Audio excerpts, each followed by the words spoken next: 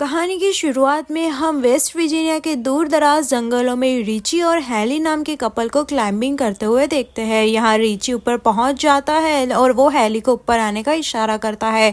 Heli का पाँव फिसल जाता है और वो हवा में लटक जाती है, लेकिन किसी तरह वो खुद को संभालकर फिर से एक बार चढ़ने की कोशिश करती है। रिची को मदद के लिए पुकारने लगती है, लेकिन रिची को सामने ना देखकर वो परेशान हो जाती है। तभी उसके चेहरे पर अचानक खून के कतरे गिरने लगती है। ऊपर देखने पर कोई रिची को उठाकर नीचे फेंक देता है।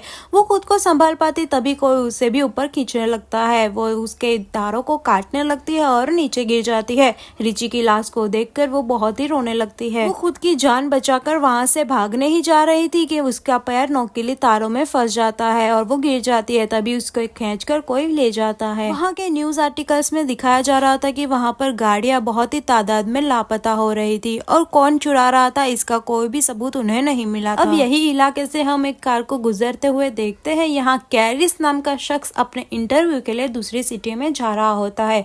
यहाँ वो रास्ते में ट्रैफिक में फंस जाता है। वो लेट हो रहा था, इसलिए वो आगे ट्रक ड्राइवर से पूछता है कि यहाँ पर जाम क्यों लगा हुआ है। तब वो कहता है कि आगे 5 मील दूर एक ट्रक पलट गया है जिससे जाम लगा हुआ है। ये ट्रैफिक खत्म होगा, उसमें घंटों लग सकते हैं। तब वो अपनी गाड़ी को फिर से घुमा लेता है और अपने कंपनी को कॉल लगाता है, लेकिन उस इलाके में नेटवर्क नहीं होने की वजह से वो गुस्से में आ जाता है और एक फोन बूथ की तलाश में निकल पड़ता है। 1 मील दूर उसे एक गैस स्टेशन का दिखाई देता है, जहाँ वो गैस स्टेशन की तरफ निकल पड़ता है। रास्ते में उसे लावारिस गाड़ियां नजर आती है।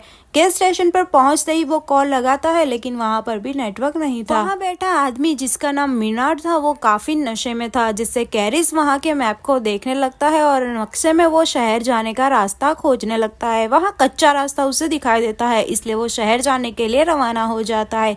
रास्ते में उसे 2 रोड नजर आते हैं, जिससे वो कच्चे रास्ते के लिए जाने का सोचता है और वहीं गाड़ी घुमा लेता है। रास्ते में उसे मरा हुआ हिरन दिखता है, जिसे देखने के चक्कर में उसकी गाड़ी दूसरी गाड़ी से टकरा जाती है, जिससे काफी बुरा एक्सीडेंट हो जाता है। सामने वाले कैरिस को उसका हाल पूछते हैं और कहते हैं कि उनकी गाड़ी का टायर फट चुका है नोकीली तारों में आने की वजह से, इसलिए वो यहाँ पर किसी का वेट ही कर रहे थे। यहाँ कैरिस की गाड़ी भी काफी खस्ता हालत में थी, जिससे अब ये लोग पैदल चलने का फैसला करते हैं। उनके 2 दोस्त वहीं रहकर गाड़ियों की देखभाल करने के लिए रुक जाते हैं। यहाँ रास्ते में उन्हें मरा हुआ नेवला दिखाई देता है, जिसे देखने से लगता है कि उसे बीच में से किसी ने काट कर फेंक दिया हो। कुछ दूर जाते ही उन्हें जंगलों में कुछ गाड़ियों के टायर नजर आते हैं, जिससे कैरिस को खतरा होने का अंदाजा लग जाता है और वो सबको जल्दी ही आगे बढ़ने को कह देता है। वहीं पीछे से उनके 2 दोस्त जो कि गाड़ियों की देखभाल कर रहे थे, उनमें से इवान को कुछ अजीब नजर आता है, इसलिए वो वहां पर देखने चला जाता है। उसकी दोस्त इवान का वेट करती है, लेकिन काफी देर तक वो नहीं आता, जिससे वो बाहर निकलकर हर तरफ उसे ढूंढने लगती है, लेकिन वो उसे नजर नहीं आता।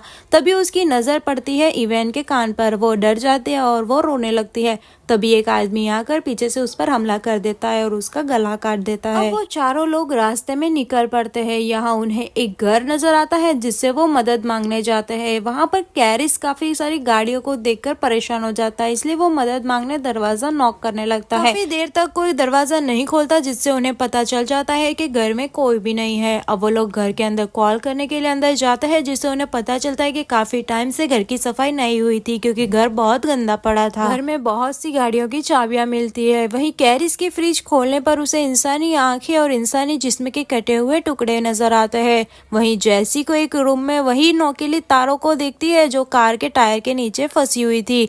वो लोग डर जाते हैं और वहां से भागते हैं। तभी कैरिस विंडो में देखता है कि घर का मालिक आ रहा है, इसलिए डरकर वो लोग पिछले दरवाजे से निकलने की कोशिश करते हैं, लेकिन दरवाजा नहीं खुलता और वो वहीं छुप जाते हैं। घर का दरवाजा खुलता है और हम एक आदमी को आते देखते हैं, जो कि उन्हीं के दोस्त की लाश लेकर आया होता है। उसकी दोस्त की लाश को देखकर सदमे में आ जाती है और चिल्लाने लगती है, लेकिन कैरिस उसका मुंह दबा देता है। अब हम 3 आदमखोर को देखते हैं, जो कि उसकी लाश को काट रहे हैं। ये काफी डिस्टर्बिंग होता है और वो उसकी लाश को खाकर तीनों सो जाते हैं। उन्हें सोता हुआ पाकर मौका देखते ही ये सब घर में से भागने की कोशिश करते हैं। तभी एक आदमखोर उठ जाता है और वो सारे ही लोग वहां से भाग जाते हैं। वो आदमखोर भी उनका पीछा करने लगते हैं। वहीं ये लोग गाड़ियों के पीछे छुप जाते हैं। अब कैरिस कैरिस उनका ध्यान भटकाने भागने का प्लान बनाता है और भागता है, लेकिन एक आदमखोर उसकी पैर में गोली मार देता है। स्कॉट भी ये देखकर भागने लगता है और उनकी गाड़ी 2 लड़कियां लेकर निकल जाती है। वही रास्ते में वो कैरिस को भी गाड़ी में बिठा लेते हैं, लेकिन वो आदमखोर स्कॉट को मार देते हैं। वो तीनों यहाँ से जान बचाकर भागते हैं, लेकिन थोड़े ही आगे उनका ट्रक कीचड़ में धंस जाता है, जिससे अब वो उतरकर अपनी जान बचाने के लिए भागते हैं। सुबह से शाम हो चुकी थी, लेकिन आदमखोर अभी भी उनके पीछे ही पड़े होते हैं। वो तीनों आराम करते हैं, जहाँ उन्हें एक वॉच टावर दिखाई देता है और अब वो उसके ऊपर चढ़ने लगते हैं। वहाँ ऊपर जाते ही उन्हें फर्स्ट एड किट मिलती है और वो कैरिस के पैर में पट्टी कर देते हैं। उन्हें एक पुराना रेडियो दिखाई देता है और उसमें वो मदद मांगते हैं, लेकिन सामने से कोई भी रिस्पॉन्स नहीं मिलता। वहीं कैरिस को नीचे से कुछ आवाज आती है और झांकने पर देखता है कि वो आदमखोर तीनों नीचे ही उन्हें ढूंढ रहे थे। नजर ऊपर पड़ जाती है और वो भी वॉच टावर पर चढ़ने लगते हैं, जिससे डर कर कैरिस टावर के एंट्री गेट पर सामान रख देता है। वहीं जिस रेडियो से वो लोग मदद मांग रहे थे, आदमखोर उस रेडियो का तार को भी कट कर देता है और अब वो इस वॉच टावर पर आग लगा देता है,